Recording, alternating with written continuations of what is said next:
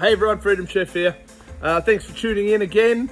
I know we're not the biggest channel or the most, politically correct or any of that sort of shit, but we are a very principled crew here. All my guests believe in the stuff that they espouse and that they support and talk about. I believe in them, generally speaking, and in the areas where I don't sort of necessarily agree, we have words. Don't mind the background. We're here at Resolute and we're doing a bit of a clean up. We're going to have a bonfire later on tonight. I might stream some of something that'll be fun. But this week, look, cancel culture is nonsense. We all fucking know that, right? The whole place is epic. Everybody's so excited about all the bullshit that goes on. Somebody said this and somebody said that. You can't say this and you can say that. So I've recently been speaking to two guys who are certainly intimately knowledgeable of cancel culture, how it works, good, bad, indifferent, and they're both pretty astute guys.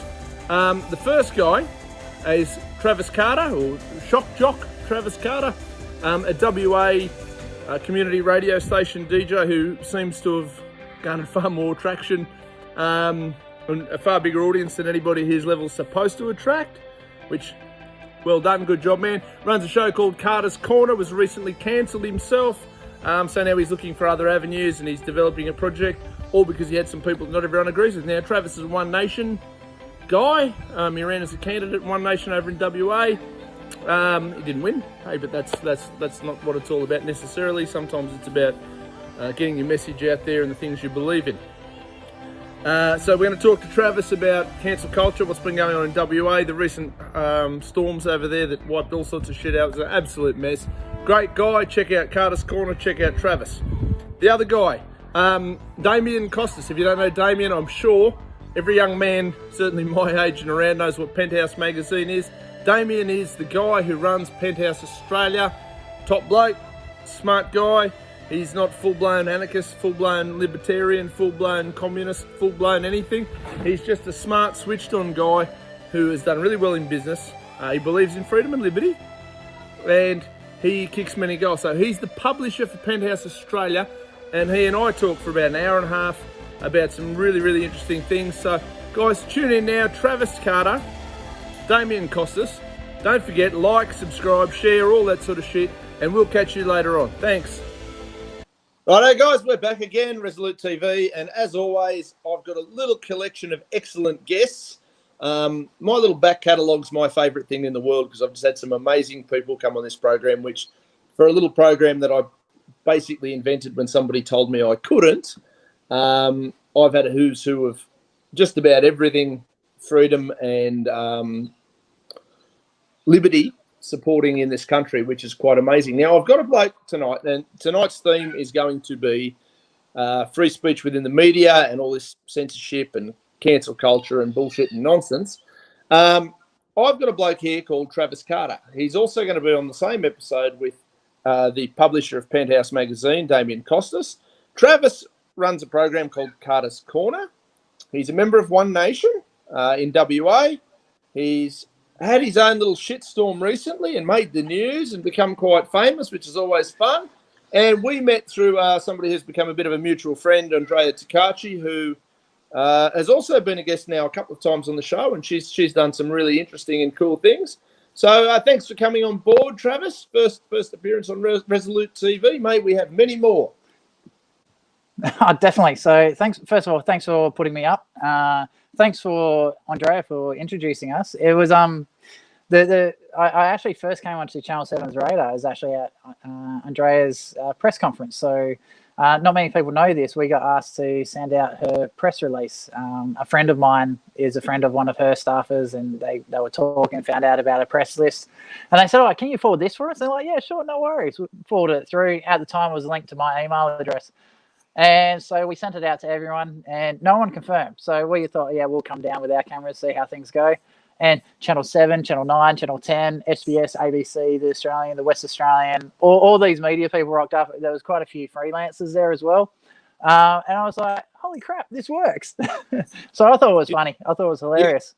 Yeah, this skill, because we're always running candidates, and I've run as a candidate myself. Yeah. And if you think I can get any media anywhere near me, or any of our candidates, it's a bloody nightmare. It's hard work. So you've got a bit of a background in the space. So hopefully you can teach me some tricks. It's surprising how important having a media contact list is. It's the biggest piece of advice I can give you. It just enables you to be able to get your message out there. Whether they'll cover it or not is another question. And that's the hard part, getting a journalist to actually think what's happening is actual news. So if you can swing it like, how can I publish this? How can I sell this? How can I make a story out of this? That they might come. But yeah, it's probably out of 30 or 40 emails we send, they might respond to one or two. And so, yeah, that's one of the biggest problems you don't have with it. But yeah, so that's the press conference where Andrea said her part about being dumped by the Liberal Party.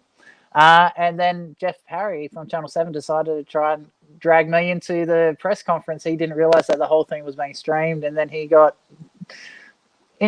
some very, very non-flattering comments on his Twitter account over it. So yeah, I think that's where we first bumped heads, so to speak.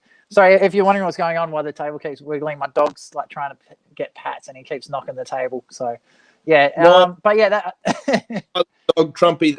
I named him Trumpy the Freedom Puppy. You see, just because the minute every dog's named Trumpy, you watch them have meltdowns, and it's kind of funny and amusing, and he doesn't care. He does the same thing. There's a few streams where he's actually jumped on either the table or the desk, or he's, it's all good, mate. Yeah. This is freedom television. We just do go with the flow. There's a cat watching me, and so what it is, this cat's moved into our shed. It's not our cat. We don't know where it came from. Don't even know if it's a boy or a girl yet. It's more of a kitten, and because it just won't go away, we decided to dub it Corona. So we've now got Ben, the Chihuahua that doesn't bark, and Corona the cat. So yeah, when we told my mum that we called the cat Corona, she's like, "You can't do that!" And yeah, she's a Labor supporter. So anyway, but yeah, so Channel 7 decided to run a big hit piece on me. I don't know how much your listeners know about it. I think it was the 25th. We got told that we were going to, well, the station that I used to broadcast from, which is 89.7 FM, got told that there's going to be an article on Carter's Corner, about Carter's Corner on Channel 7. And we thought, oh yeah, no worries, I'll watch all the other stuff, and it'll be like the last show or the second last show, 6:20, 6:30. And sure enough, right on the dot, 6 o'clock, exclusive. And it's like, holy crap, what the hell? And they're like labeling me as a sexist and all this other crap. And then in the same article, they go, oh, his guest said these sort of things. And it's like, well, that's not even me. What the hell are you guys doing? So needless to say, I've had a heap of emails of support. They actually did 2 exclusives. So the first one was when they broke the story about how bad this show is, and the second one was when the studio actually cancelled the show. They did another exclusive. Yay, we cancelled Carter's Corner and all that. And it's like, wow, you're a goose. And so yeah, when you Google your name, you've made it when you Google your name and you come up first. So there used to be another Travis Carter who was a NASCAR racer, like a pit boss for the NASCARs. And I was like, oh, I've got to beat him. I've always been on the second or third page. But yeah, thanks to Channel 7, I'm now the most well-known Travis Carter in the world, which is awesome. So number 1 on Google.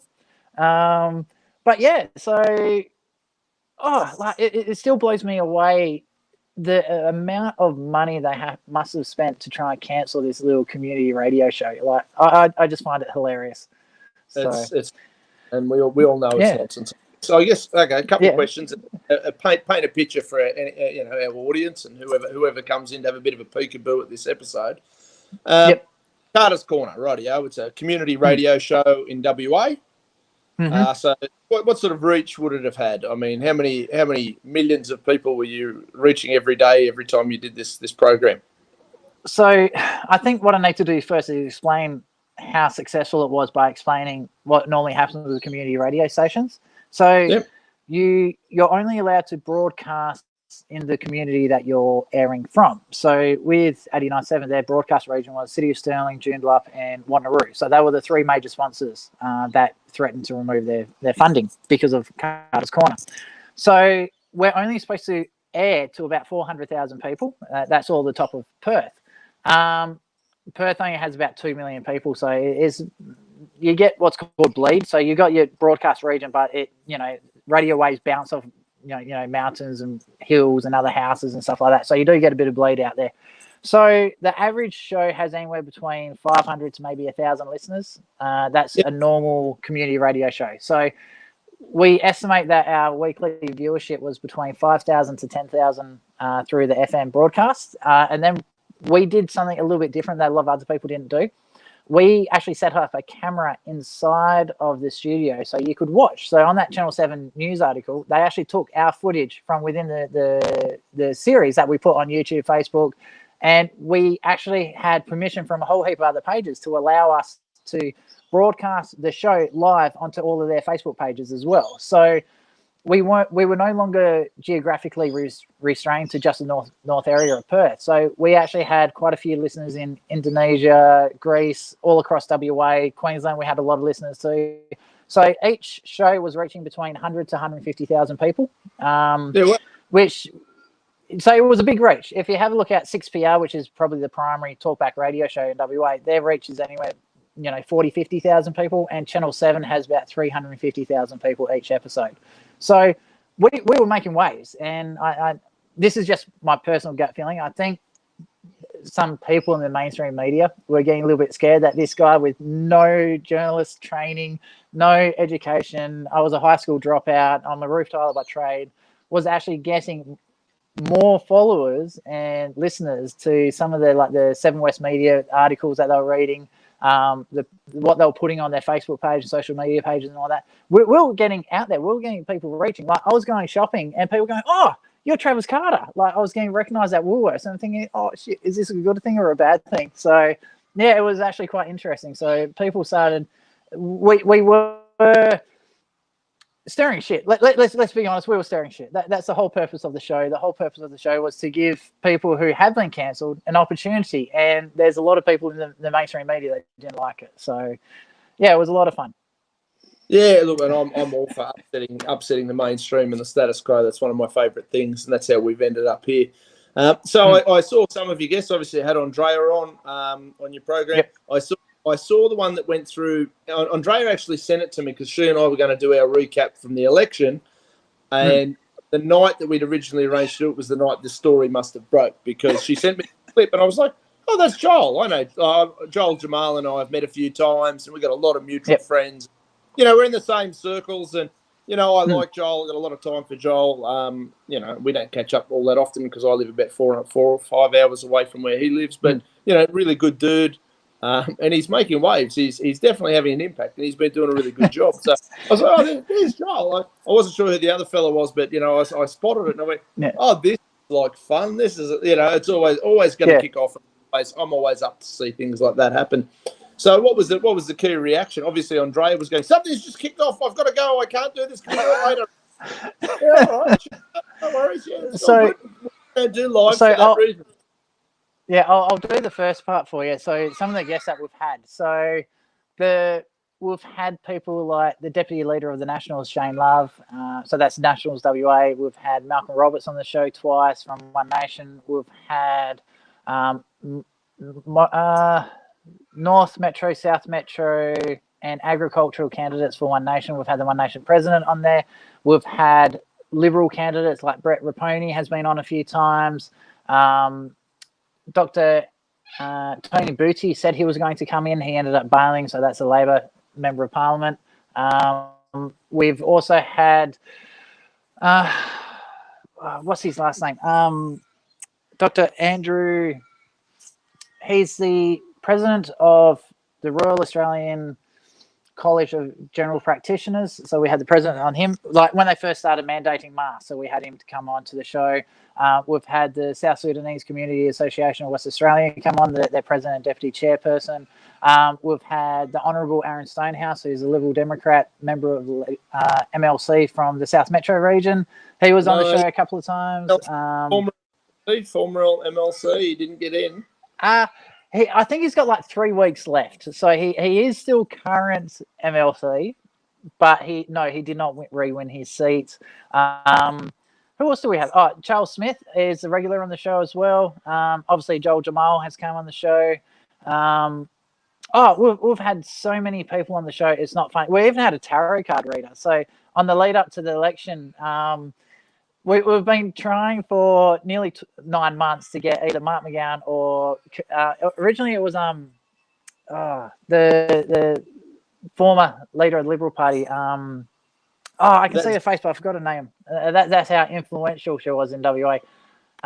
So she then got stood down, and Kirkup took her spot, and then he flat out said no. I actually saw him out in public. We were at the Hyde Park Fair, and said, "Hey, Kirkup, come on the show." And let's just say he said some very unflattering things that amounted to a no. So yeah, that's where the spineless jellyfish came from. Doesn't capitulate 3 weeks out from before the fight starts. Like, I mean, the guy's obviously a dog. There's no other way to, he's got to be spineless. I don't care what tactics you're putting. Who the hell's going to follow a bloke over a wall at Gallipoli who concedes 3 weeks out and goes, "Oh, we can't win"? Well, it's worse than that. It's worse than that, because the Liberal Party, love it or hate it, is supposed to be there to keep the Labor Party in check. So obviously, if there's a few good policies, you support it, but you don't just blindly go, "Oh yeah, we want a bipartisan agreement with the Labor Party leading into election over COVID." Like, there's so many things that they've totally arsed up during this state of emergency, and unfortunately, it falls squarely in the lap of Mark McGowan, the Fran Logan, and Roger Cook. Like, they've just butchered this state of emergency, something cruel in WA. A lot of people think Victoria's got it really bad, but what's happening is Mark McGowan's been backdating legislation in WA. A lot of people don't realise that, and they're also hiding certain legislations where people should be getting compensation for some of the damages that they've caused to the economy. So I'd love to touch on that in a minute, but so the politicians that we had, like in Kirkup, he was there to be in opposition, to say, right, this is the policy, this is what's good about it, this is what's bad about it, let's fix it. And none of that happened. Just absolutely everything that came through, what he agreed with. Like, there was, why would you vote for someone who's agreeing with the person that's currently in power at the moment, who's, he's kept us safe and saved the economy and all that sort of crap? It's just, there was nothing. There was absolutely nothing. And it explains why Mark McGowan had, I think, at one point, a 91% approval rating, because there was nothing. It was the Labor Party and the rest. There was no opposition. It's gotten so bad that even some of the people in the National Party are now trying to step up to be the new opposition in WA, because the Liberal Party, the new guy, Honey, I think his last name is that apparently he's really useless as well, that he's just a Greens person pretending to be a Liberal. So, and hence one of the reasons why I've started calling the Liberal Party the Blue-Green Algae Party, because they're a waste of oxygen. We've for quite some time over here, our Liberal Democrat crew, we've been calling them the Blue Socialists for a long time. They've well and truly outserved their use-by date, the Liberal Party. What they were originally intended for is no more. And a few people have given them a hard time, and it's like, look, if they're going to pretend to be conservatives and be in opposition, and they've got no balls whatsoever, they've got no conservative values, and I'm a libertarian, not a conservative. I probably lean slightly conservative as far as libertarians go, but essentially they're useless. I'd like to see them just burn around, and we just rebuild from those that actually have a spine and some backbone, and we go from there. Yep, and this is where a lot of the minor parties, such as Liberal Democrats, One Nation is another one that failed in this last election. And this isn't criticism out the candidates for One Nation, or the Liberal Democrats Party or stuff like that. A lot of this comes down to how the media allows things to happen. And I think this is one of the reasons why they decided to attack the show so badly, is out of all the media across the board, I think WA Today was the only one that ran with the article. No one wanted to ask Mark McGowan about why was he giving the East Perth power station away for $1, which was worth $106 million to Channel 7 and FMG. Yeah, right. So not a single person questioned it. Now, in their defense, they said they had to decontaminate the land, which, because it's a former power station, there's radiation in the soil, there's a lot of the infrastructure needs to be removed to make it safe. But the Labor government had already spent $66 million doing that. So the land was already decontaminated. So there goes that argument out the window. Even Landgates, which is the regulatory body about stamp duty and all that sort of stuff, said, no, you got to pay your stamp duty on at least $26 million. And then Mark McGowan stepped in again and said, oh, no, only do it off $1. It's like, So you've just given Channel 7 $106 million, and you're wondering why they don't run any bad articles on the Labor Party. And then you also we found out that the owner of Channel 7, Kerry Stokes, has a lot of interest in a couple of property developments, which is a big thing that Honourable Charles Smith has been campaigning for during his time in Parliament. And so we're bringing that up in the show as well. So, yeah, then you chuck in the amount of money that the government's given in Channel 7 for COVID announcements, and you start seeing a pattern. There's a lot of money changing hands here, and so you can't understand why they spent so much money to try and attack us. So, yeah, to be honest with you, I think Channel 7 did it just as a financial thing. Like they were protecting their assets. And if the roles were reversed, to be honest with you, I'd probably do the same thing. So, especially if someone's turning around and like,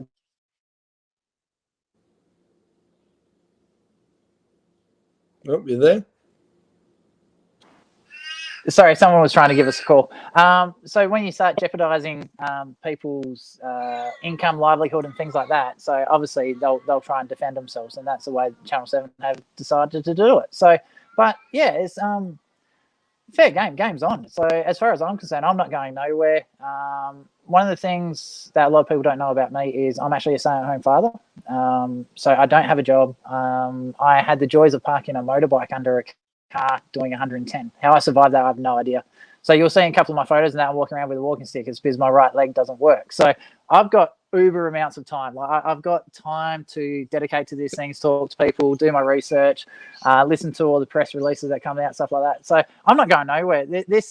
I'm having more fun now than what I ever did. Like stressful, don't get me wrong, stressful, but it's a lot of fun. And the scary thing is this needs to be done, because it's not just if they get away with what they're doing now, like cancelling myself, Joel, Romeo's also just copped a 30-day YouTube ban as well. There's all these people who they're not lying, they're not breaking community guidelines or anything that's actually written. So there's a whole heap of these community guidelines which the community is supposed to know about, which it's not written anywhere. You can't get copies of it, and they're taking these people off the air. I don't know.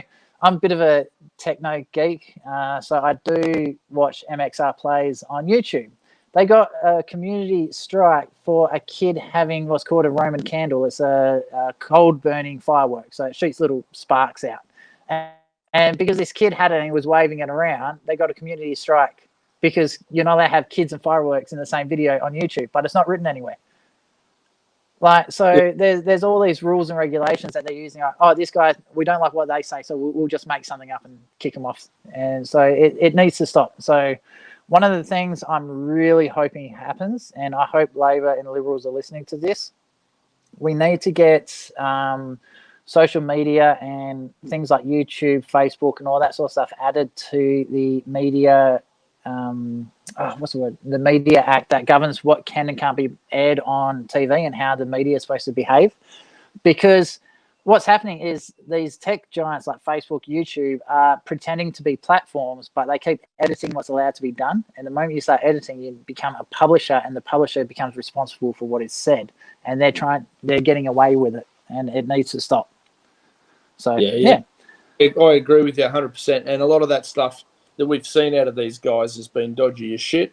And they also get the tax breaks and all the benefits of being a platform as opposed to a publisher, but none of the responsibility of, oh, well, hang on, X, Y, and Z. And you saw that with the Brendan Tarrant live stream that went up, and they use that sort of as a bit of an argument as for, oh, well, we've got to do this because of X. But you kind of go, hang on a minute. Well, then you can modify your business or change your structure.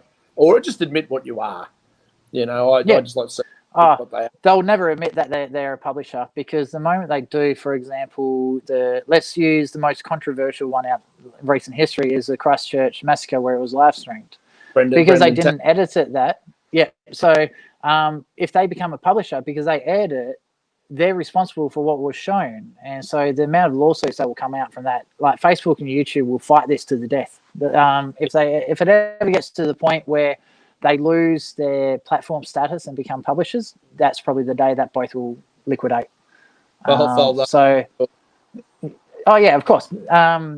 plausible deniability. At that point, they just can everything and they'll move on. So, but that will open the chance for a lot of these other smaller platforms to come up and actually start, because take the politics aside from it, YouTube and Facebook are great platforms for people to be able to have their say, but it's the admin of it that's really, really terrible. So I can't see that being a bad thing if they do liquidate, move on, and let some of these other people step in and actually return it to the freedom that was designed for. So, yeah. Yeah, and it's challenging to see how it's going to move forward. I know for guys like certainly myself, as I mentioned to you off air, I registered a company, Dissident Squad Media, just as a theory that I'm sort of working on, that I'd like to see an independent, freestanding platform. I mean, I know Donald Trump's talking about building one as well, and there's a million coming out, Minds and Hives and whatever they're all called.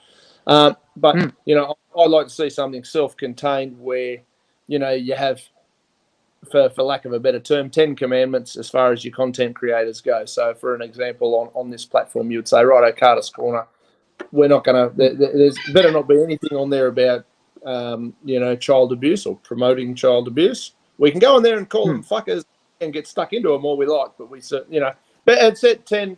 You don't want it to be 80 pages of complicated bullshit and nobody knows where they stand. Did you promote that? Yes, you did. Fucking all right, mate, you're off.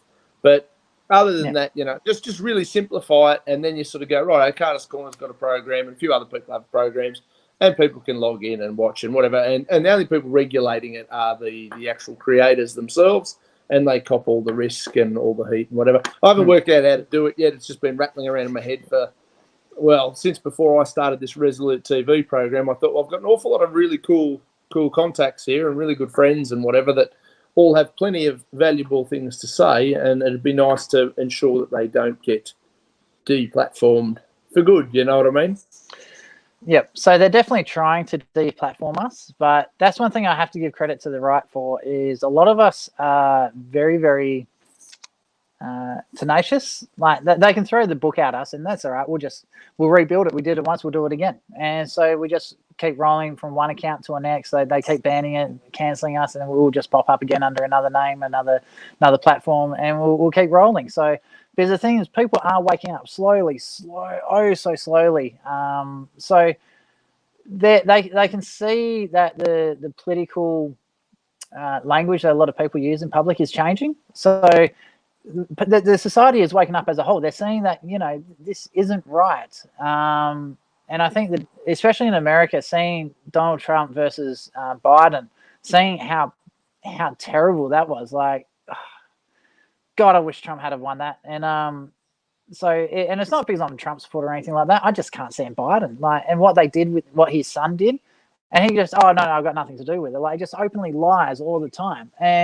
But the media just protects him so much, like the current mainstream media, and we need that differing alternative source of media. And even like there's been a few articles. I used to think Sky News was going to be that alternative, but there's even been a few times where Sky has run a few questionable articles, and you're wondering, gee, I wonder how much they got paid to run that article. And so just having a media that's absolutely, so my biggest belief to stop any form of corruption is you need to be transparent. It needs to be audible, it needs to be checkable, and all that sort of stuff. So that's also one of the reasons we originally wanted to go with 89.7, because it is a community radio station.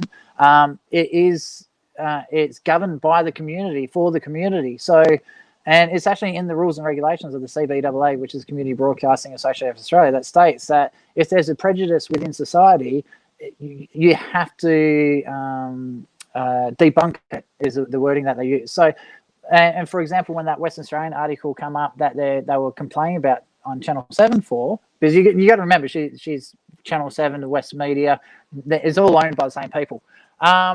It was our job to say, no, this is not acceptable, because I don't know if anyone actually read the article. She was saying that meat causes toxic masculinity, and that she told her partner that she was going vegan for a month, and it's like, yeah, go knock yourself out, go do what you want to do. But he said, no, I'm not going vegan. And she goes, well, either you go vegan or you're moving out.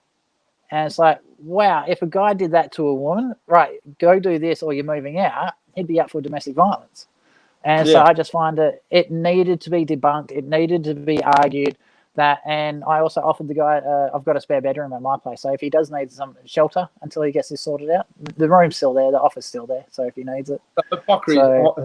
Hypocrisy is fucking endless with these people. Like, really, it's just non-stop, and it does my head in. And I'm glad that there is a bit of a community of all of us who are, and we don't all agree on everything either. So for anybody who goes, oh well, and as you found, you know, like, well, you had so and so who said something on your program, so you must agree with them. No, not necessarily at all. But you are willing. Can you grab my charger for me?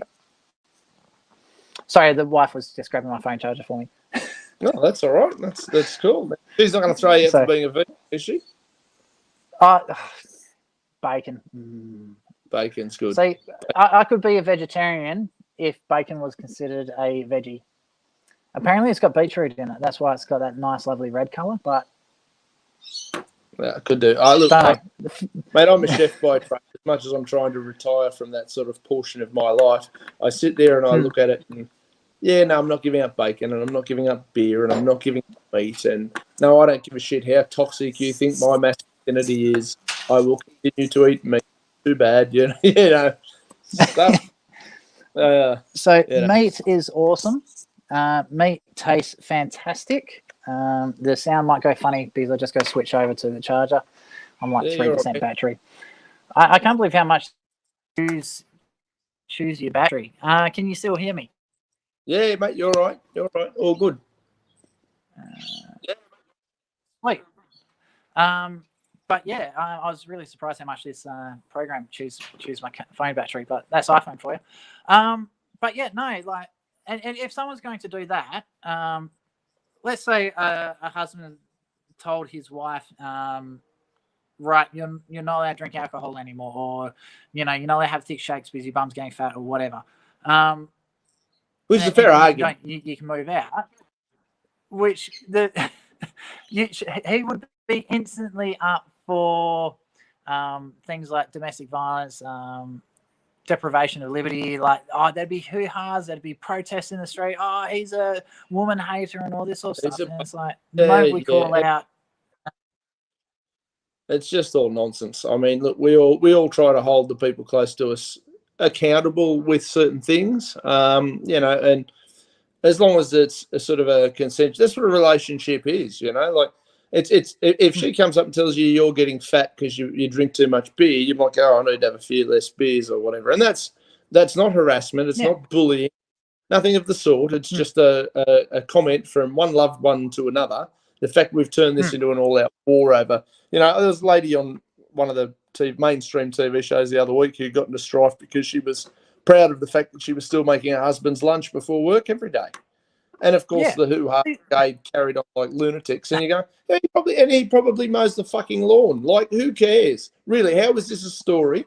How do you people turn this into something that is an issue? It's clearly not an issue between them. She posted something on Facebook or whatever it was. And of course, the fucking Me Too, the squawking banshees and the rest of them jumped on it and turned it into this complete catastrophe. And Sheila's going, I was just making lunch for my husband. I kind of like the bloke. That's why he's here.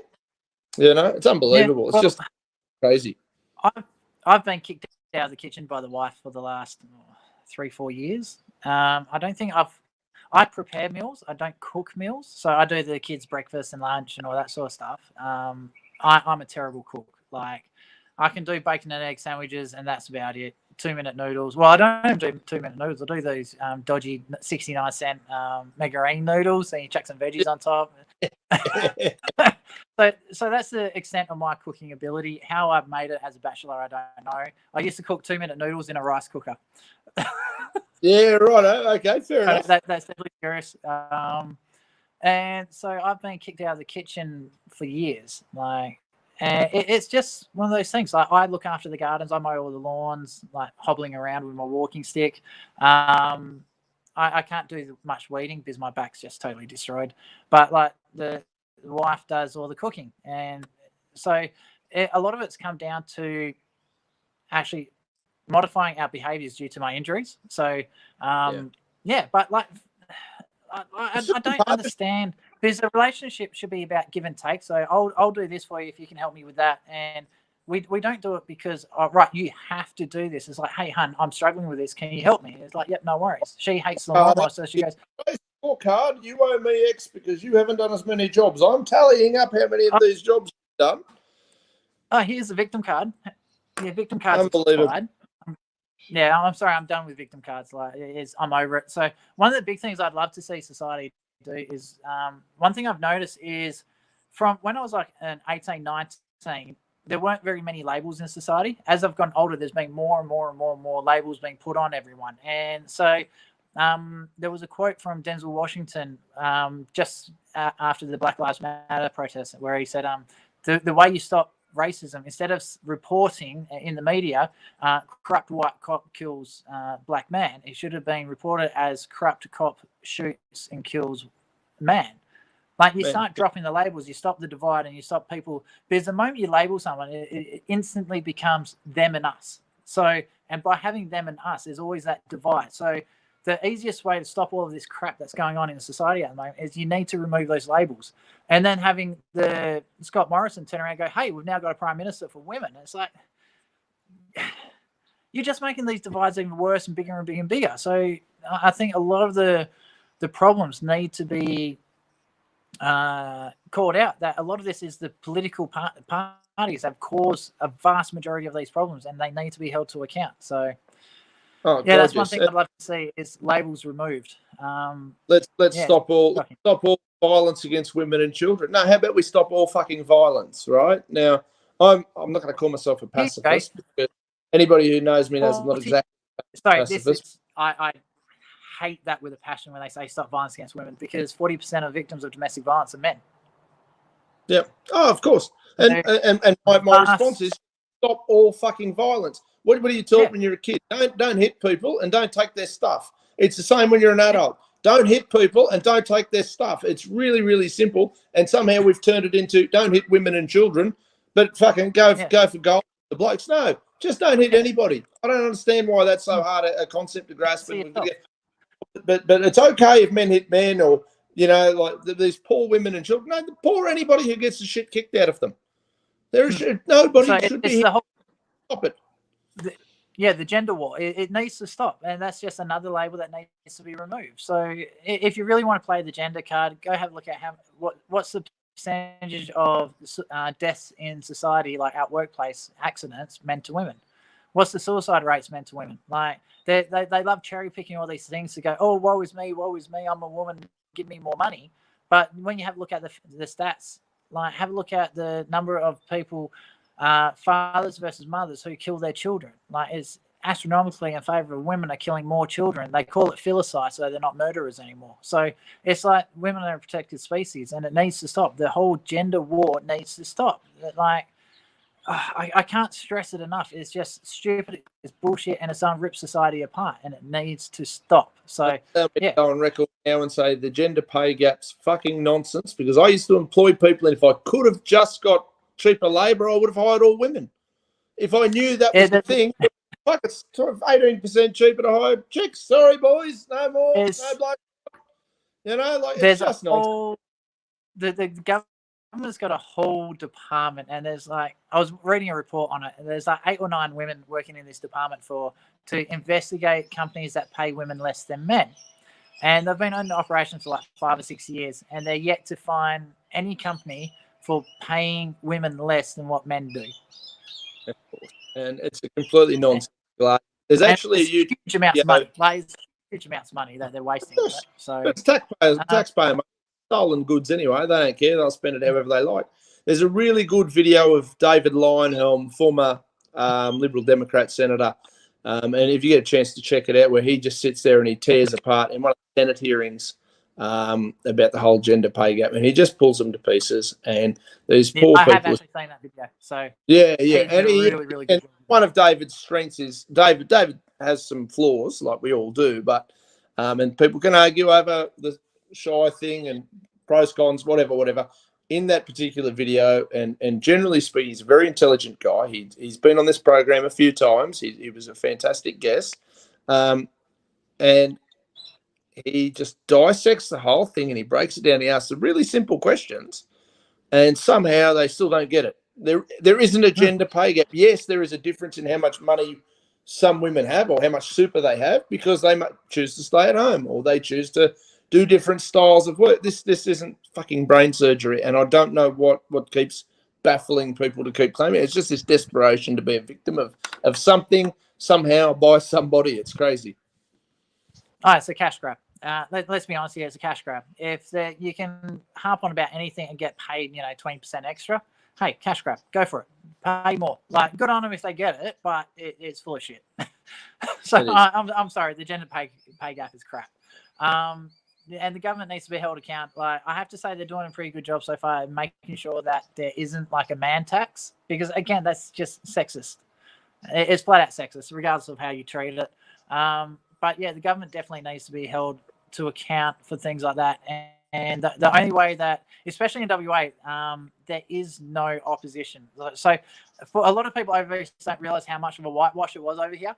Like something like 80% of all seats in the upper house and lower house is now red. It's all Labor. Even the Greens got destroyed. I think they ended up walking away with 1 seat instead of 4. They had no lower house seats.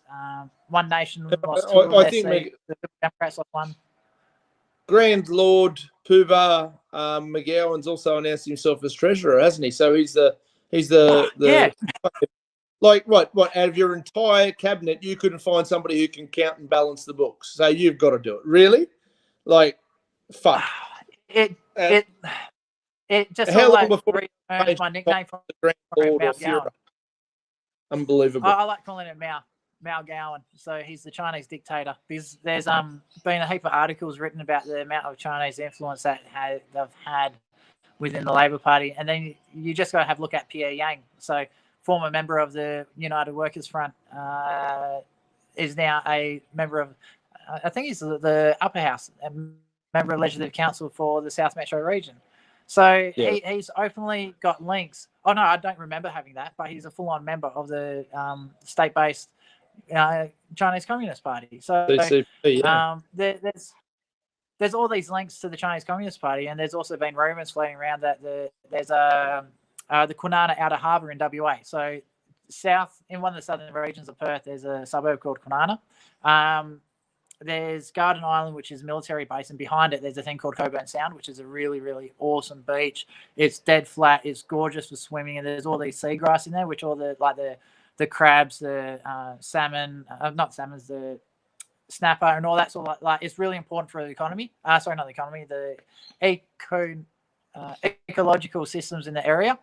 So pretty much a huge amount of fish do all their spawning and everything there. It's actually really, really important. So Mark McGowan going, hey, let's turn that into a wharf. Let's do detonations in the water because it's only like 12 meters deep, but they need to be like 28. So, and there's all bedrock, so they need to explode it to clear it out. So they're trying to set up what's called a special economic zone where you can bring in your own workers from whichever country you're originally from. I have to give it to the unions. They did a really, really, really good booklet about it. You can find a digital version of it. I'll send it to you when I've got it saved in my bookmarks. I'll email it to you so you can send it out. But even the World Banks are saying that no first world countries have got special economic zones because it's a great way to sidestep union laws, labor laws, and all that sort of stuff. And it's just like there's rumors flying around that these already made deals with China that they can bring all their own workers into it. You look at all the community grants and everything they give to places like FMG, who sell 100% of their iron ore to China. So in WA, we are so intertwined with China that it's not funny. We really, really need to start cutting those ties. It's bad. It's really, really bad. So that's hence the reason why I call him Mao Gowan, because he's the Chinese dictator. Well, he's not Chinese, obviously. I'm all for free trade, but I mean, look, China's proven that doing trade with them is not free. It comes with an awful lot of political strings outside of just we want to sell you A, you buy B. I'm not overcomplicate stuff. A free trade agreement is I say, Travis, I have this bottle of water. I'd like to sell it for you to you for $2. You go, I'll give you $1.80, and I go, yeah, that'll do. That's a free trade agreement, and I give you the water, and we're all happy. Anything more than that is where it's not a free trade agreement, that's when you're starting to go, okay, now it's getting political. What are we actually selling here? I'll buy all your iron Yeah, ore, exactly. but we're gonna put tariffs on your wine or your barley or whatever. Well, I mean, my that's argument there is I go, sorry, you're not allowed to buy our barley anymore, and you're not allowed to buy this, and up your bum, But that's yeah. me. I get a bit aggressive and a bit early with bricks. Yeah, the whole purpose of a free trade agreement is that there are no tariffs. So the moment China started putting all those tariffs on our barley, our wine, our steaks, and all that other stuff, they broke the free trade agreement. So as far as I'm concerned, we should be just throwing it straight in the bin. We should be calling their diplomat into account and saying, "Hey, what the hell's going on?" Yeah. So actually, that's a really good point. I just wanted a bit of a tangent. So I think it was the 20th anniversary of Tiananmen Square. So there was a friend of mine organised a rally in Perth at Parliament House, and there was only about 30 of us rocked up, which is fine. So we had our cameras there as well, and there was some people doing some speeches about freeing Tibet and talking about what actually happened. And there was a couple of people trying to hide behind a pillar. And it actually turns out it was the Chinese two of the Chinese consulates were actually spying on members of parliament. They were spying on the people attending and taking photos of all the people attending. And so when we followed them with our cameras, they very quickly ran away, went and jumped into a car with some of the darkest tinted windows I've ever seen. Later on, I found out that they weren't even meant to be there. Everywhere they go, they're supposed to have a police escort because they're diplomats. They're very, very, very important people. And the thing that I found really surprising, we were standing next to the road watching them with a camera because we were in a public area, we're allowed to record. Within 20 seconds, we got surrounded by 8 or 9 Australian Federal Police who came out of Parliament House, and they're saying, "Oh, you guys stop recording." I was like, "Why? We're in a public space. Why do we have to stop recording?" Because they didn't say we recognised them, but they didn't say who they were. And so at no point we have to stop recording. We did record. We put it all up on Facebook, YouTube, and all that sort of stuff. And we caught them filming Australian citizens without their consent, which they're not allowed to do. So Honourable Charles Smith brought it up in Parliament House during question time, said, "Hey, what the hell's going on? Can we get a please explain from the Chinese consulate?" And they refused to communicate with us. Yeah, right. None of that surprises me. Not Labor government, Mark McGowan, refused to push it further to ask for an explanation. So it makes you wonder how much it does China already control within WA. So it's not a good thing. And that China has far more say in WA and Victoria than what it should, and it's fastly getting a grip into Queensland. New South Wales will be the last holdout, but that's not saying very much at all. Anyone that Labor and Liberals are, they've already got a foothold in. It's just whether they're openly doing it or not. So same thing with all the coronavirus stuff, and we watched all that, and people go, "Oh, but look at New South Wales, so much better because the Liberal government." I said, no, it was marginally better because of a Liberal government. It was still bullshit, right? And people are still got the delusion that one's better than the other, and as far as I'm concerned, Liberal, Labor, Greens, and the Nats are just one great big shit show of corruption. But that's just me. Hey, what do I know? I get by and good look. So, a couple of things I do want to talk about with the whole coronavirus, and I did a video series on this one, and then our whole email server got attacked. There was in a matter of 3 hours, over 100,000 email login attempts. All of it came from China. So we did this video series in the WA State Emergency Act. It's section 78 from memory. It says something along the lines of anyone who suffers loss or damages due to a state of emergency is entitled to fair and reasonable compensation. A lot of people don't know this. So this is about roughly the same time that when Clive Palmer put the lawsuit against WA for about $30 billion. So I thought, you know what? Let's have a quick calculation on this one, because at the time ABC and The Guardian were reporting that 15% of people were no longer looking for work because of the JobKeeper program, and the ABC was reporting that unemployment was going to go up by about 5%. So it worked out we were going to have something like a 25% unemployment rate, and this includes non-participation rates, because again, like stay-at-home parents, I don't count as unemployed because I'm a stay-at-home parent. So so I don't actually show up in the unemployment figures. So I worked it out. It was about and using the average income of about 40,000 a year, because a lot of the people who lost their jobs were actual casual workers or second year apprentice, things like that. So they weren't. WA's average income is about $92,000 according to the census. So I did some quick figures, and it worked out to be $42 billion of compensation claims based on the figures that the ABC and the Guardian put out. And that's just unemployment. That's not including investors, small business owners, and things like that. So I asked Rand Logan, will the government ever announce that this compensation is there available? Nothing. So I put in a compensation claim for every single West Australian that lost their job. How'd that go? So I tried. I got a phone call from his staff saying, we didn't even know the legislation was there. They had no idea. Like, this is the Minister of Emergency Services, Rand Logan. And so he's supposed to know what legislation is that he's enacting, because he's the one that declared the state of emergency when COVID came out. So his signature's all over everything, and he didn't even know the own legislation. He's probably just saying, going, "Oh, I can use that. Let's use it. Woohoo! I got some power." Well, they do. And yeah, didn't know the legislation. And you got to remember, like, as a minister, they've got 6 or 7 staffers that it's their job to. They'll go, "Hey, look, I'm thinking of bringing this policy out. Is it good? Is it bad? Go do the research," and then they come back with a summary. What are these people doing? Like, they've got so many staff working for them. They should know these legislation inside out, and there's just no accountability at the moment. So it's up to us West Australian people to do it. So a message to all your West Australian followers out there: if you have lost a job or anything because of coronavirus or the state emergency, make sure you hit up the government for your compensation. Section 78 of the Emergency Management Act, and I think it's 208 of the Health Act. It's in both of them. So you can claim through both. I don't know anyone who's actually been successful in putting one through yet, and I don't think the government wants to tell anyone, because once that first one comes through, like, it's going to be huge. And the funny thing is, the wording so the wording on the WA Acts is very similar to Queensland and New South Wales as well. So there's a very good chance this won't just be a WA thing. This could be nationwide. So rough figures, I'd say New South Wales would be looking at $150 billion in compensation.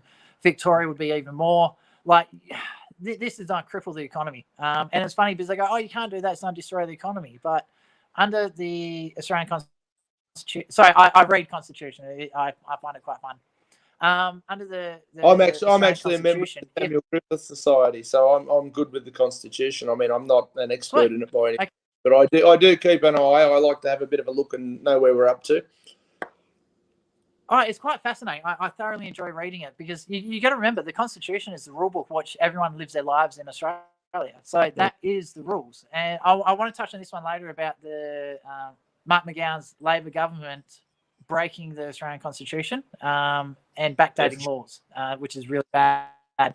So it actually states that if a state becomes bankrupt or runs out of money, the federal government has to bail them out. It's in the Constitution. So even if Clive Palmer does give the government a $30 billion bill, which is legal, if the state government can't afford it, the federal government's got to pay for it, which again is just us. But it's one of those things where the Liberal government screwed up. They made the state agreement. It was Mark McGowan's government that refused to go ahead with the agreement, which they should have just done it.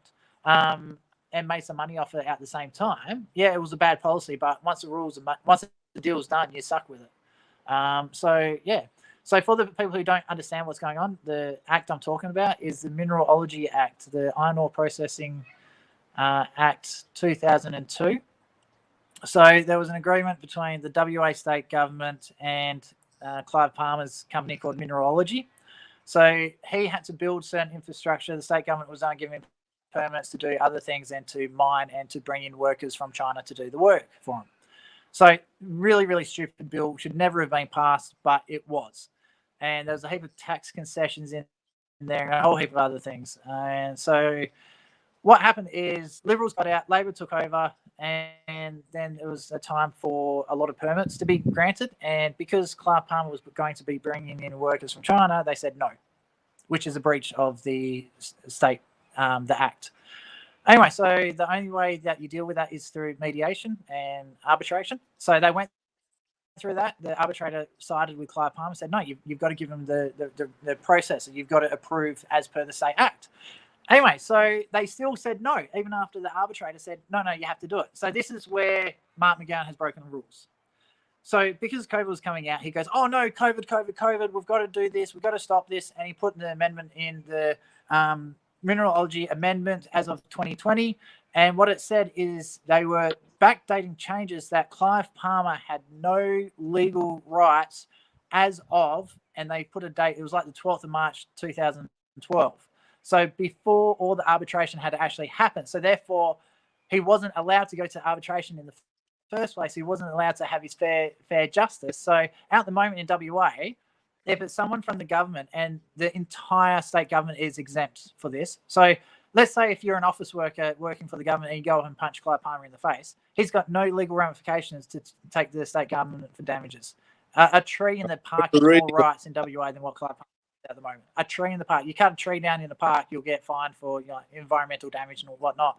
Where if you worked for the government and you took a chainsaw to Clive Palmer, you'd get away with it. Anyway. Yeah, go for it. Hey guys, everybody, this is our 5th episode of our 3rd season of Resolute TV. We've had some cracking guests. All of them are somewhat free, libertarian-minded, conservative-minded, open-minded most of the time. And tonight I've got a really special guest. It's coming on our episode regarding freedom of speech within the media. I guess that's sort of our core topic for this evening's episode. We had Travis Carter from Carter's Corner over in WA. We've also got Damien Costas. Now, Damien and I met a few years ago at a Brendan O'Neill event, wasn't it, Damien? Yeah, in Potts Point, King's Cross. Potts Point, King's Cross. I met you in an elevator. I had no idea who you were, but we ended up having a bit of a chat and exchanging details.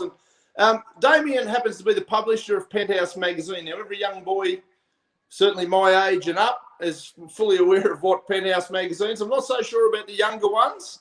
The world's changed dramatically from our days of hiding Penthouse magazine under the bed.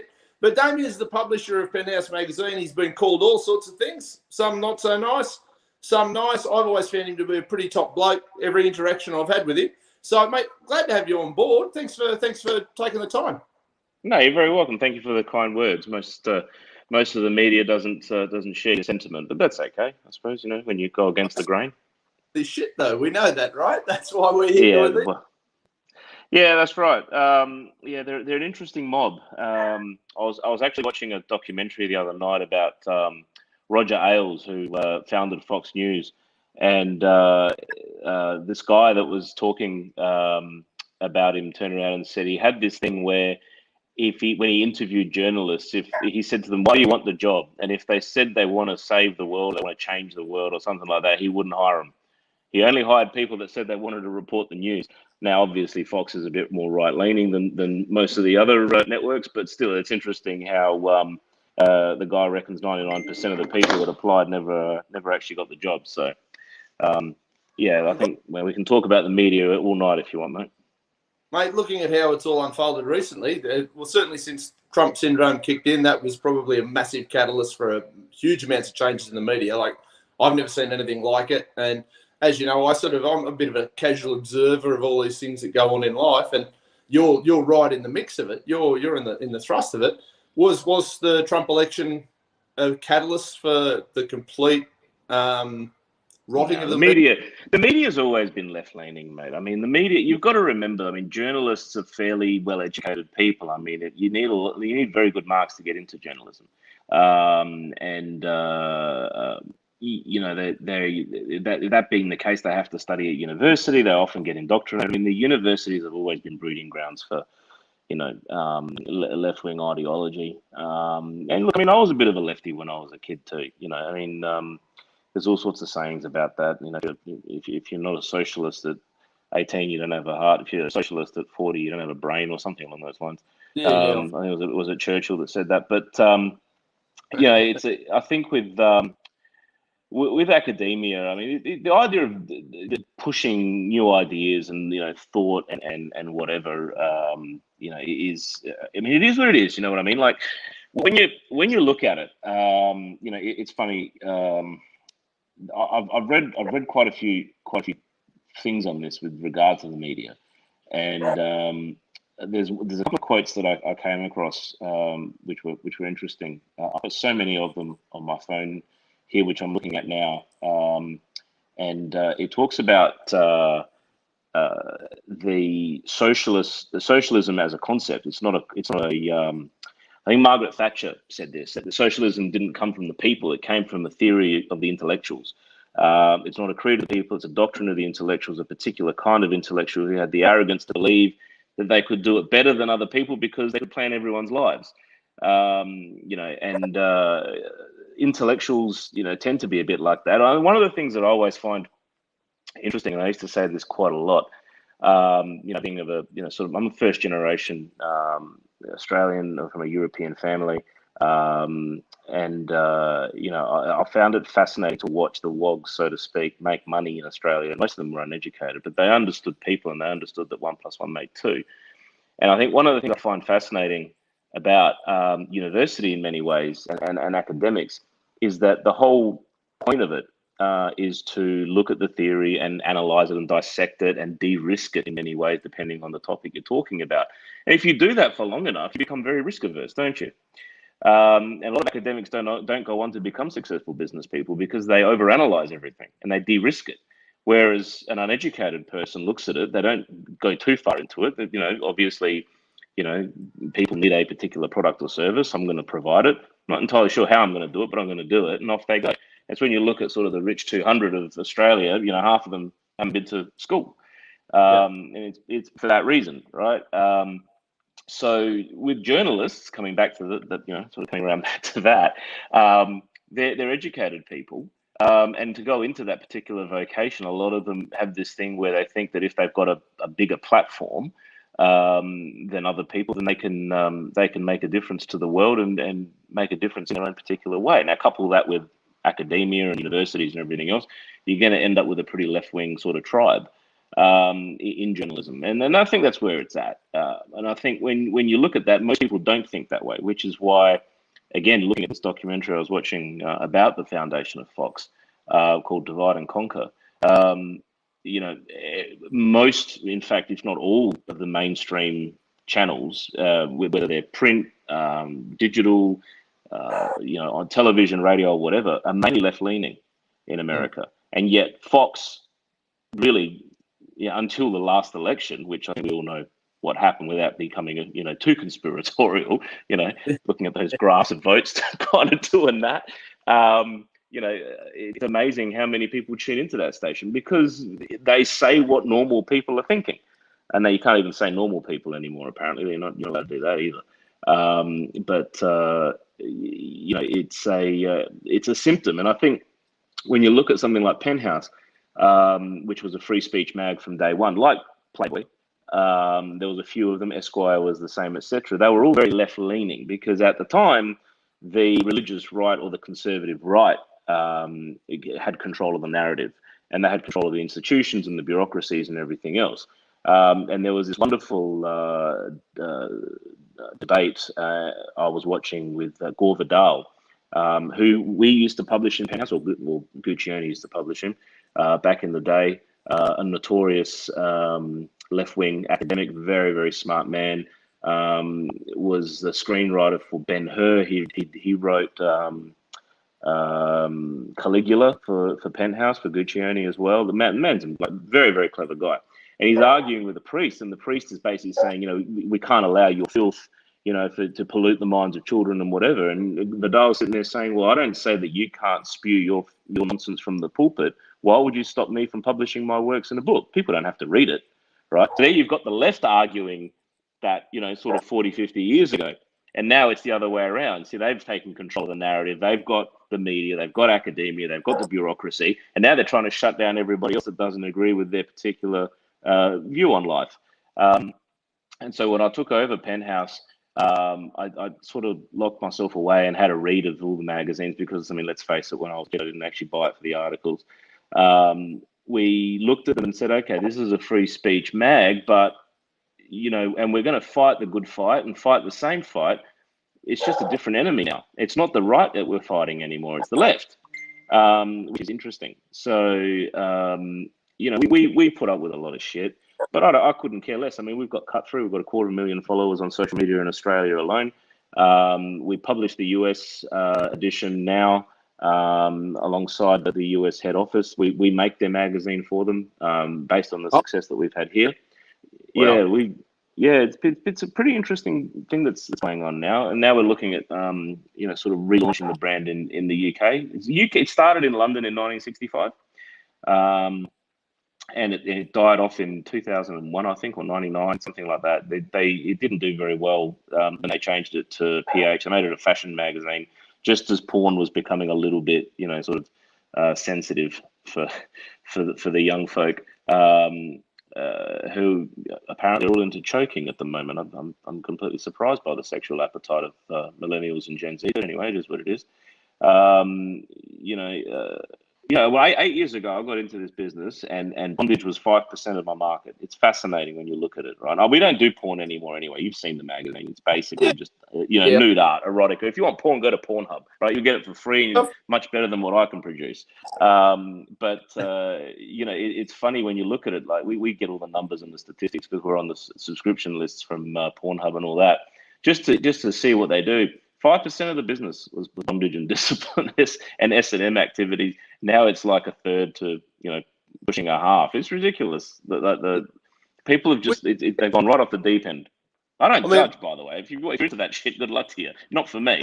Far be it to judge anybody, but I mean that's a pretty telling statistic considering how sensitive this generation seems to be regarding fucking everything. You're telling me that in their bedroom and behind closed doors, they're kinky little fuckers. And allegedly, look, and I don't know. I mean, statistics can be skewed. But what I find fascinating is they're happy to point the finger. It's really I think I find with this generation, they're the most hypocritical generation. You know what I mean? I love watching those Black Lives Matter or those vegan riots. When the vegans march, I laugh my head off. They're all wearing leather shoes. You know what I mean? You ever seen that? And they're all $300 leather shoes as well. So, I mean, it's not pleather. I can give you the big tip, right? It's not. So, they're quite happy to take my freedoms away as long as I don't touch theirs. But yeah, it's interesting. The sexual. We can get into that quite a lot. I've got some amazing statistics. I don't have them to hand, but I can pull them up for you. It's really, really interesting stuff. Yeah. Let's look, mate. Wherever you want to go with this is what I do here. Is I just get these really cool guests. We chop it up. We see what sort of the problems of the world we can solve. In a half hour, 45-minute chat, and we go, where did we end up? And what did we learn? Mate, we can solve the problems of the world in about 15 minutes. Just give me a Smith & Wesson, and I'll sort it out for you. Freedom of firearms? Surely not. You know what? Look, it's an interesting one for me. That one. I'm not big libertarian on the firearm thing, only because I've been to America and I do feel afraid walking around the various cities that I visit, especially when everyone's walking down the street with a gun and a lot of people look very unstable. That said, however, I think people have a right to defend themselves. Absolutely. I think if the Americans actually exercise that right, they might overthrow the tyranny that's plaguing their government at the moment. I mean, I think what we can see there is a very, very corrupt institution. The fact that they've got a fence with barbed wire around Congress and they're inside making laws and just passing them and ripping people's freedoms from their hands, it just tells you everything that's going on in the United States. And I really hope that people start pulling out their guns and sorting out the mess, to be frank. Guests on this program over the last 25 episodes, and mate, it's all the same. I keep coming back to it. God, I'm glad you guys never handed over your guns, because the rest of us are fucked. As soon as they start doing that here at Parliament House, we're all fucked. Yeah, I think we don't have the same. Look, I think we're pretty lucky in this country. I think we've got to sort of call a spade a spade. I don't think we have the same problems that they do in the United States. We're a very different country with a very different history. That said, I think we can thank our lucky stars that the Australian Electoral Commission is a federally run organisation. It's a very, very strict organisation in terms of its operation, and I think we can really thank our lucky stars that we have at least at least that in our democracy. I think what we saw in the United States, you have to be a complete fucker not to see what was coming. Trump ruffled a lot of feathers. There's a lot of the powers that be obviously didn't want him around anymore. Whether it was the military industrial complex, whether it was the pharmaceutical companies, whether it was the banks, the central banks, whoever it is that he upset, and he upset everybody. He did not leave any stone unturned, but he had to in order to try and restore what he thought was the America that he grew up in, which, to be fair, probably hasn't been going in that direction since the 30s or 40s when you look at their history. But at least he made a start. Now, what we saw is the corruption machine working in harmony to get rid of him and everything that he stands for. And they're not afraid to flex their muscles. I mean, I thought this was fascinating, and I'm following this as a story as well. The whole, we're going to put another 4 judges on the Supreme Court, and then Nancy Pelosi, in her sort of mental fog, turning around and saying that they're not going to do it. It's probably the first time I've ever agreed with that lady.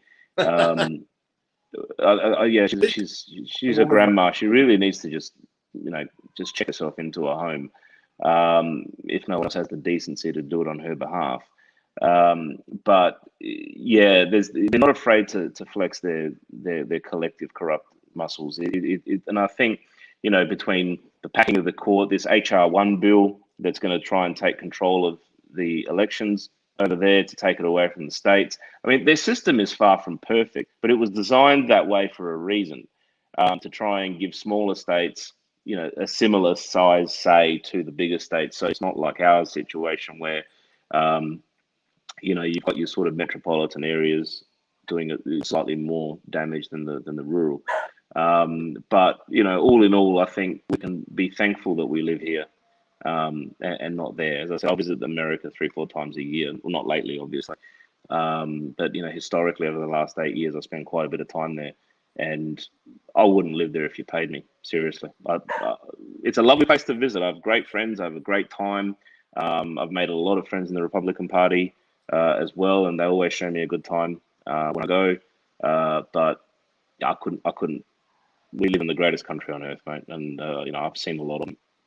Yeah. Look, I wouldn't argue with you there, mate. The changes I'd like to see in Australia aren't coming from the fact that we're not a bloody top country, but it's just we can do it better, and I don't want to see us follow some of these other shitter countries over the cliff, mate. I think that'd be a disaster, and I think for some reason quite a lot of our population, the younger ones more so than the older ones, seem to think it's a great idea. Let's go and do X, Y, and Z and see where we end up, because the government's going to look after us and care for us and make us all safe. Yeah, look, I tend to agree with you. I think young people are always to the left. That's stock standard. It's been that way from time immemorial. Most people don't grow a brain until they start paying serious amounts of tax. And then they work out that, the government's not spending it that well, or as Kerry Packer said, not spending it that well, that we should be donating extra. My view is that, the problem is only exacerbated because of the communicative capabilities of the youth today. The internet, social media, etc., which wasn't around when you and I were kids. We're Zennials, apparently, if you look at the new way of they're doing. So we're not Gen Xers and we're not Millennials, we're Zennials, because we were born between 78 and 83 or something. Is that your pronoun? It's my preferred pronoun. Well, no, Porn King, His Majesty. That's what the gossip columnists call me, Porn King. Never made porn in my life, but apparently I'm a Porn King. I'll take King. I like King. The royal penis is clean, all that sort of shit. I think the younger ones tend to be far better informed. They're not more intelligent. They're just far better informed than we are, by virtue of the fact that, news pops up on their phones instantaneously. I think there's a couple of things that you need to remember about the world. One is that people tend to grow out of this shit. And, that's the first thing, and it always happens. Secondly, the left eats itself. It always does, always has, always will. I've got a girl that works for me who lambasted me when I brought Milo Yiannopoulos to Australia in December of 2017. She's a lefty, and that's fine. I don't have a problem with that. And she's entrepreneurial. I'm really proud of her in terms of what she's doing. She puts on these shows, these theatre shows. She's packing them out 400 or 500 people at a time now. She's doing really, really well. Awesome. I'm very proud of her. And when Milo was coming out, we had the chat, and she said, how can we give this guy a platform? And I said, I'll give anybody a platform. It doesn't really concern me in the slightest. She says, well, what about a neo-Nazi? Would you give a neo-Nazi a platform? I said, no, because they probably wouldn't sell any tickets, and I'm here to make money, right? So, whilst I'm more than happy for them to stand in the middle of the square and say what they want, I'm not gonna put it on because I'll lose money on it, right? Yeah. And let's face it, I'm not in business for love. I was in love once and I got the business. So she had this argument with me, and I said, look, if you don't support free speech for people you don't agree with, you don't support it at all. And I said, and let me tell you something else, sweetheart. I said, eventually, these darlings that in Newtown, right, that you have drinks with and whatever, they're going to come for you. At some point, they're going to come for you. Okay? It may not be now, maybe in 10 years' time, but they're going to come for you. Anyway, as part of her show, she does these open mic nights, and someone hit her up on Twitter saying that they weren't diverse enough. Right now, just to give you an idea, these shows are pretty kinky. She's into the whole B&D, S&M thing, and they're very, very cool. They're very edgy, very alternative lifestyle, LGBTIQ, WTF, whatever the fuck they call themselves these days, these people. The alphabet, the alphabet, the Greek alphabet, just put them all in there. And someone started on Twitter, and it started getting a bit of traction.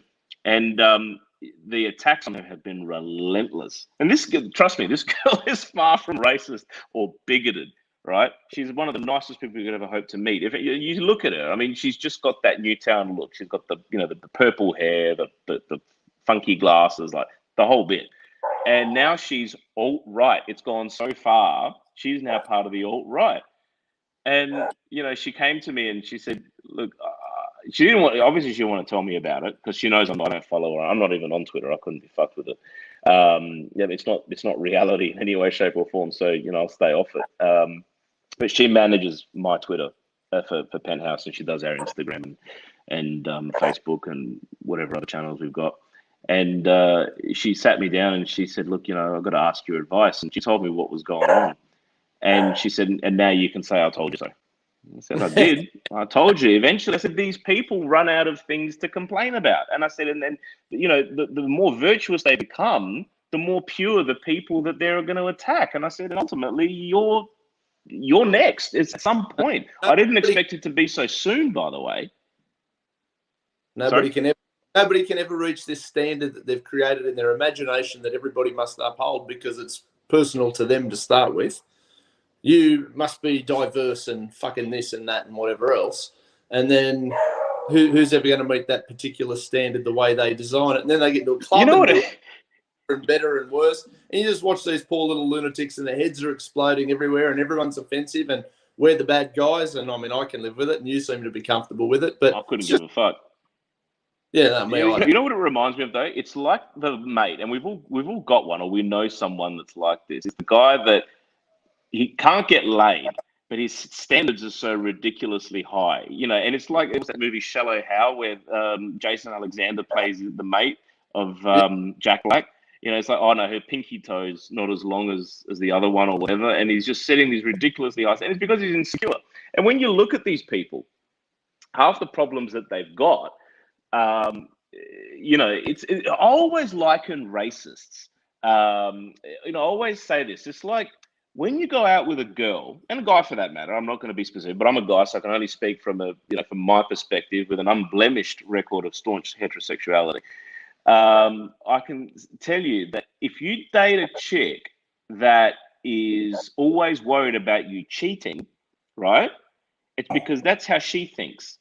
right? So if she thinks you've gone out for the night with the boys, you're likely to do this, this, and this. It's probably because she's a cheater herself, right? Now, look, I haven't studied it formally, but, you know, on and off, I've done about 11 and a half years of human evolutionary psychology, right? So there is some basis for this.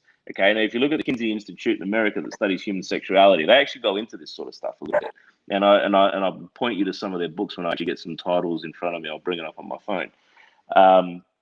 But basically, people who are focused on cheating, right, see cheating everywhere because that's how they're wired. They're wired because they're cheaters too, right? It's the same thing for people that go around calling you a bigot or a racist, right? Now, I had a guy who worked for me who carried on like that all the time. He was a ridiculously stupid lefty, made no sense when he spoke. But, you know, he was one of the most racist, bigoted people I've ever met in my life. And for someone who was about, you know, freedom of this and, you know, all the sort of shit that these people carry on about, he looked down his nose at some of the girls that model for the magazine as, you know, oh, you know, she's a sex worker or whatever. I'm looking at him going, what the fuck do you care? This chick actually makes more than you and pays more tax. To my mind, she's actually got a sort of slightly higher status than you, given the fact that she has an ABN and you don't. Regardless of how she earns her money, good fucking luck to her. If she's hot, she should do that, right? I'm not. If she's hot, wants to do it, I'm all for it. It's like the good girls at the racing and the boxers and boxing matches. Good luck to them. I couldn't care less. If they can do it, how good's that? Oh, I had an argument at a Liberal Party lunch once. It was a few of us sitting around the table. Corey Bernardi was there. Matthias Cormann was there. And the topic of prostitution came up. And this was before I bought Penthouse. This is about 10 years ago. And he turned around and said something about prostitution. He goes, oh, you know, my daughter, if she comes home with a, you know, and she says to me, Daddy, I've got a great new job and it's got a health plan or whatever. You know, he goes, I'd be pretty pissed off, he reckons, if she was if she turns me, she was a hooker. And I just looked at him and I said, Matthias, if your daughter comes home and tells you she's a hooker, you didn't do your job as a father, right? Yeah. Or you might want to check her drug habits or whatever else she's got going on in her life, because it's not exactly the sort of vocation that people wake up and go, you know what, I'm going to go and have, you know, strange sex with strange men for a living. Interesting. You know what I mean? Look, it's not. I know. Look, I know a lot of them, and a lot of them enjoy what they do. Good luck to them. If that's what you want to do for a living, you know what? Who am I to judge, right? I've done far worse in my life. And if I look like that, I'd probably do it too, knowing what they earn. But it's not something you wake up in the morning and say, You know what I mean? So this is where you get the right and the left continuing to argue that point. Worker, you know, you're primary school. What are you going to be when you grow up? Going to be a hooker, Daddy. That's what I'm going to do. In saying that, you know, people didn't, you know, I'm sure when you were in primary school, you didn't go, I'm going to grow up and be a publisher of the Porn King. You know, like, I mean, do you know what I mean? Like, there's this delusion that everybody's going to have this fantasy from the time they're a child, and they're just going to go off and I'm going to be a fireman. I'm going to be a police officer. I'm going to be a politician. I'm going to be the president of, you know, it's like people have to get a grip at some point. You know, it's just how it works.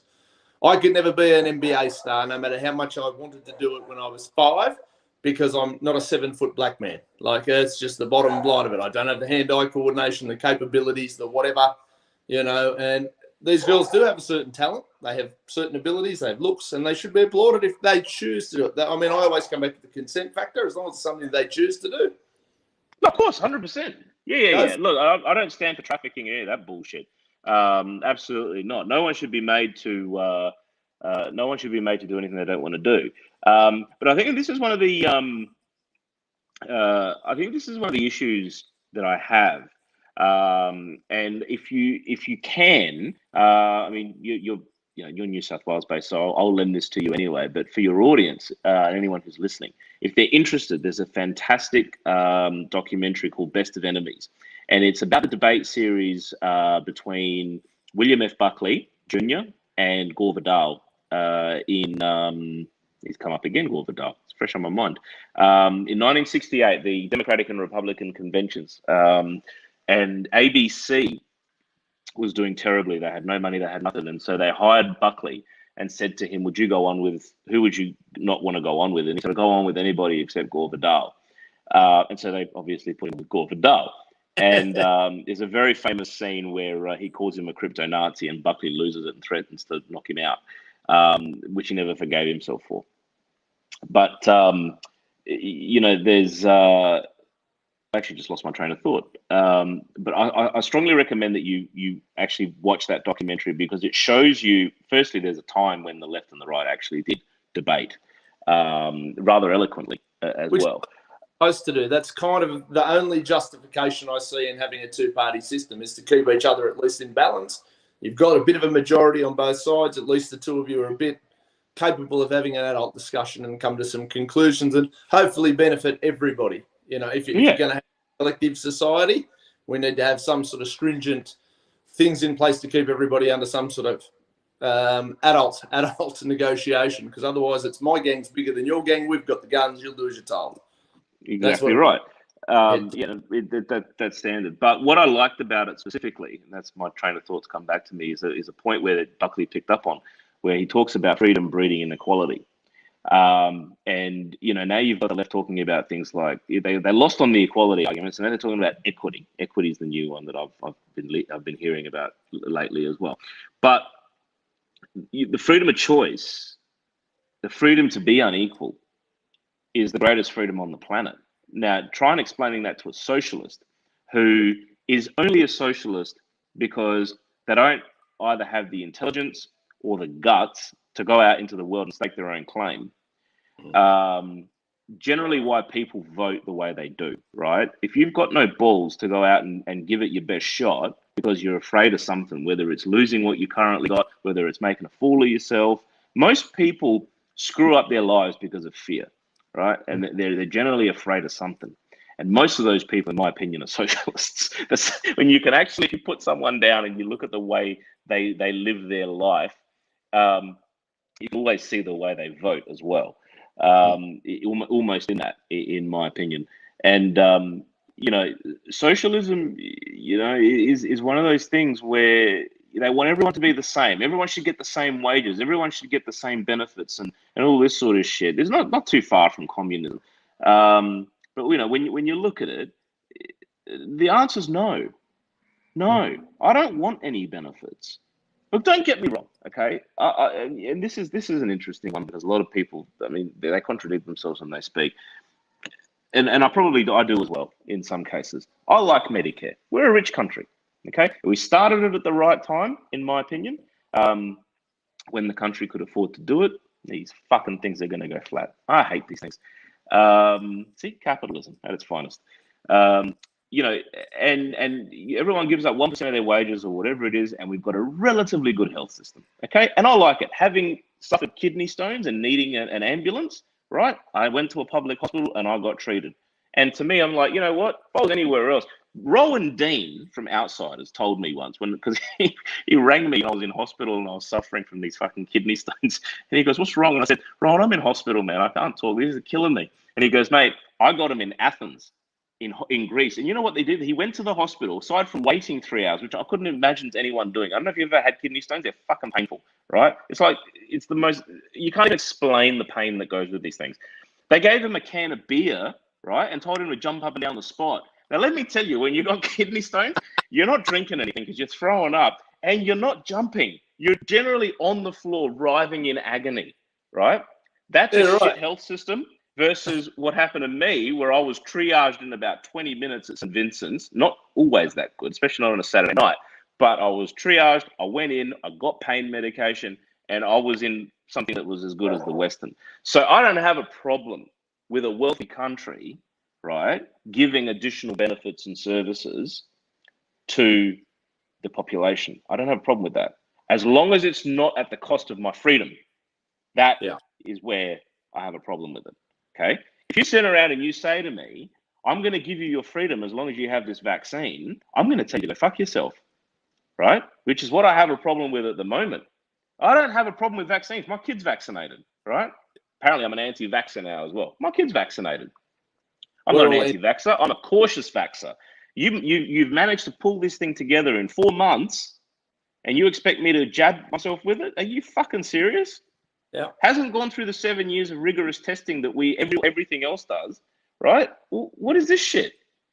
I mean, and these are the people who, Trump's a bastard. Trump was the one. This is the fastest vaccine we've ever done. We've whacked it through. It's fucking the best, like in Trump's way of doing it. It's just the fastest, it's the best, it's the most efficient. We've bashed it through, we've bashed it through. And now the same people who hate him to death are desperate to get you to take this vaccine. It's like there's something wrong with that. I'm not taking it anytime soon. I'm not saying I'll never take it. If it's shown in 5 or 10 years' time, nobody's having their head explode or anything fucking stupid, I'll be the first one to go, well, look, that's fine. But I also have no fear of COVID.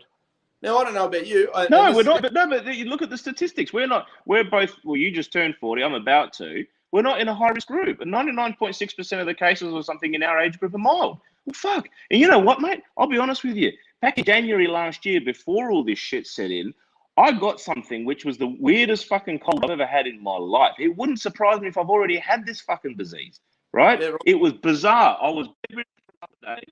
I had this dreadful fever. My nose wasn't running, and I was coughing like a motherfucker. I'm running up and down King's Cross trying to find a chemist to soothe this cough, right? Then 3 months later, after all, it disappeared in 5 days. And the only reason that I thought it might have been COVID after I heard about it is because every single person I came into contact with, is like in my office and outside of that, all got it within 2 days, right? Yeah, so as soon as I came into contact with because my kid brought it home, right? Whatever this thing was, my kid brought it home. Everybody got sick. About 30 of us got sick. All my staff, my family, everyone, right? And then I hear about COVID, and I'm thinking, it's not so bad. It's just a cold. I've had worse flus. Those ones when your bones ache and you can't get out of bed and your nose is running, you feel like shit. It wasn't that bad. It was just a really shitty tickle in your throat, and you're coughing a lot. Now, okay, I get it. It could be worse for some people, but casualties are part of life. I mean, what kills me, 0.4% of the population could potentially die from this thing. Okay, no worries. Well, no, we can't. We've got to fuck up the whole planet for 0.4%. But with the vaccine, 1% of the population might die from, but that's acceptable because it's going to protect the other 0.4. Do these people actually do mathematics at school? Mate, how the fuck does that work? But it doesn't fucking add up. None of it adds up. And look, and the other thing is the 0.4% that it's a high risk. Without being, and I get thrown and go, you're a heartless bastard. It's not that I want Nana to die, but it's that age group of people. I mean, I remember when it was red hot down. Protect them. It's not that hard. Lock them up. It was fucking red hot, mate. And every day, an 80-year-old, a 70-year-old, a 90-year-old, a 102-year-old died of COVID. This is not but look at those the comorbidities. All those people had something else wrong with them as well, right? Now, I've been called a heartless fucker. I've been called all sorts of things. I really don't care, right? But the fact remains, when you look at it, if you look at the statistics, cancer deaths right down this year. Heart disease deaths right down by half, but COVID deaths all the way up. So hold on.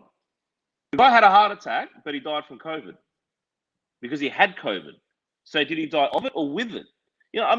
This is pretty simple stuff, and we've all heard it before. And, without sounding like one of these QAnon fuckwits, I got to try and, rationalize it in my head because we write about this shit. And this latest issue that we've done actually has a little bit about ivermectin and whatever. But this is the other point. Craig Kelly bashes on about this stuff as well. And I know Craig very, very well. Okay. We have coffee once every 2 weeks or so. And he carries on about ivermectin. And the question is, why? What's wrong with it? I mean, it treats scabies or something, right? Now, most people I know, I live in Darlinghurst, for fuck's sake. Catching COVID is the least of my worries, right? Given what else is outside my window. But, I'm happy to take ivermectin if it's going to lower my chances of developing any bad symptoms. Look at all the countries it's been tried in, right? And their cases have gone right down. And why they won't try it anywhere else? It's very, very simple. Follow the fucking cash.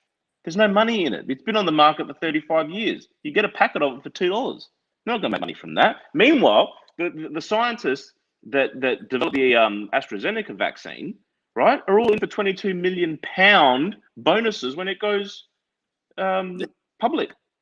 That's fucking madness, mate. And I sit there and watch it. I know you do. I know a lot of the people in our. Well, we don't have the same circle, but we do know a lot of the similar people. Yeah, it intersects. Yeah.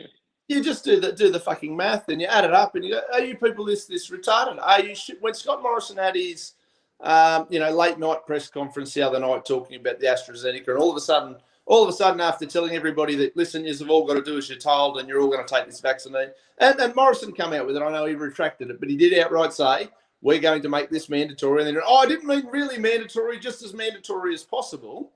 But he made this. We all know where they're fucking heading.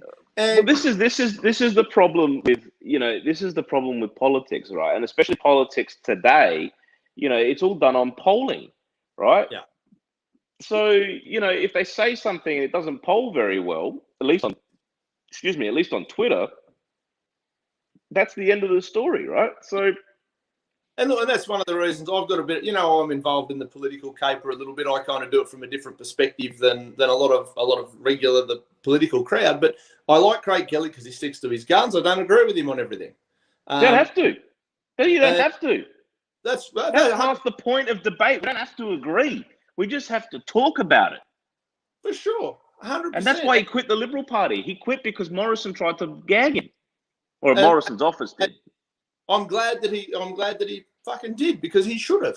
I've been calling the Liberal Party out pretty hard, actually, because I actually find them more offensive now because they've proven themselves to be basically green socialists, and they're just selling their soul every fucking 30 seconds. Just there's no principle left with them whatsoever. So I've been pretty hard on them on this platform and any other platform I can get hold of them. But you're a part of the Liberal Democrats and you're a libertarian. You should be aligned with the Conservatives. They're not fucking conservative anymore. They're conservative. No, and that's the point. I mean, look, I'm a conservative libertarian, right? And as much as I hate Clinton, safe, legal, and rare is a pretty good way for me to describe my sentiment. My father was Greek Orthodox. My mother was baptized Greek Orthodox, but she's dead now. She was an atheist, and I went to a Jesuit school. Right, I went to Ignatius, the best my parents could afford in Adelaide, and they sent me and my sister to pretty good schools. Given the education was pivotal. So I grew up with a pretty religious education. Right now, I'm not saying I don't take the whole argument that people should not have access to abortion because it's it's a life and all the religious arguments that go with it. As an example, right? I'm just going to try and explain to you where I sit in this world of when you look at the political spectrum. At the same time, people make mistakes, you know what I mean, and there should be treatments available. That said, the idea of injecting a baby as it's coming out, right, or the day before it's due to kill it, I don't like that. To me, I don't like that. You knew you were pregnant, right? You knew you didn't necessarily want it. Look, unless there's complications or there's something serious, I don't think that should be allowed. The problem with the Liberal Party, specifically, in my opinion, they have been hijacked by the left. And they're doing it for the same reasons that my previous editors and my magazine tried to appeal to the left. Okay? Now, they thought that because that's what the Twitterati and the world of social media and whatever, that's what they were screaming from the rooftops, then that's what we should be doing. Now, what I turned around to them and said was, look, we're not going to do that, because even if we write the sort of stuff, which I wouldn't agree with anyway, but even if we write the sort of stuff that these people would accept, they're never going to buy our magazine anyway. They get far too much mileage in their own little world from knocking it, right? Of course. So why would I appeal to these fuckwits? That's the first thing. The point with the Liberal Party on that same line is they're appealing to the middle or the green vote, which is never going to vote Liberal anyway, right? Well, this is what these fucking pollsters don't understand. The WA elections, perfect example, mate. They got fucking obliterated, and a lot of my conservative type friends are going, "Oh, you shouldn't be so happy." I mean, no, fuck, just burn it, rebuild it, and start with a viable, ballsy alternative. Well, you look at in Canada. I mean, the Conservative or Liberal Party over there split, and the smaller Conservative faction, went on its own, and now it's bigger than the original, and they've taken over. And it's the same sort of thing with Australia, especially. To my mind, you only have to look at the amount of time the Liberal Party has been in power versus the Labor Party. This is generally speaking, a fairly conservative country, right? But it's not conservative in as much as, we're Bible bashers or anything like that. We're conservative in as much as Paul Murray says, we've got this principle that we live by: don't be a fucking dick, right? And because we've got this fair crack of a sort of whip attitude and a common sense approach to life, which is probably steeped in our history, it's in our roots and everything else.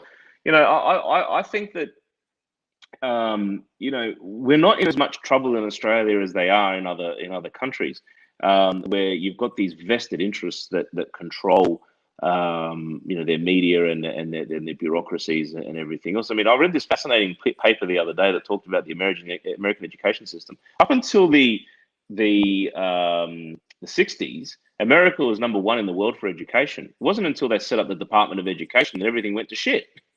You know what I mean? They handed it over to the bureaucracy and they fucked it all up, right? And it's the same thing here. We're not quite that far yet, but we're always about 5 or 10 years behind all those other things. And I think, what people knock Murdoch a lot, I think if it wasn't for Murdoch, Australia would be in a much worse place, in terms of our freedoms than most other places. Because, these idiots would have had their way. Murdoch sort of keeps everybody sane, even though I don't agree with everything that he publishes. His papers. No, that's fine. It's his, it's his. And you know what shits me the most, especially on this topic, right? Because I haven't had a chance to talk to anyone about this. Fucking Turnbull the other day, that fucking idiot that he is. I've had dinner with him twice and lunch with him once. And you know what? I wouldn't piss on that prick to put him out if he was on fire. He's a nasty piece of work, right? You landed one on the. Didn't you? No. Everyone had to be very cordial. It was 10 of us around the table. And to be fair, the food was very good. So I was only there for the food. But he's carrying on now about fucking News Corp, right? And how they did him out of the job and all this other shit, right? Much like Rudd, that other fuckwit. And what shits me with it all is that the minute he came to power and he did that stupid double dissolution and whatever, he's the one that got rid of the laws that Keating and Hawke put in place about the cross-media ownership, right? Where you could only own newspapers or television or whatever, all those stupid laws, which they're anti-freedom, but I get why they did it, right? At the end of the day, if you're, if you're a savvy enough business person and you want to own fucking radio stations and you want to own a Penthouse magazine, you want to buy a television station and you want a YouTube platform, good luck to you. There's always But mate, the only reason he would do that, right, is because Murdoch couldn't buy a TV station. Yeah. So wasn't he just sucking Rupert's cock when he got rid of those laws? Well. And now all of a sudden, because Rupert, his papers and his opinion columns turned on him, now he's a cunt. It's like, come on, dude. You can't have it both ways. Anyway, it is what it is. These things are going to go flat. I got to take these fucking things out of my ear.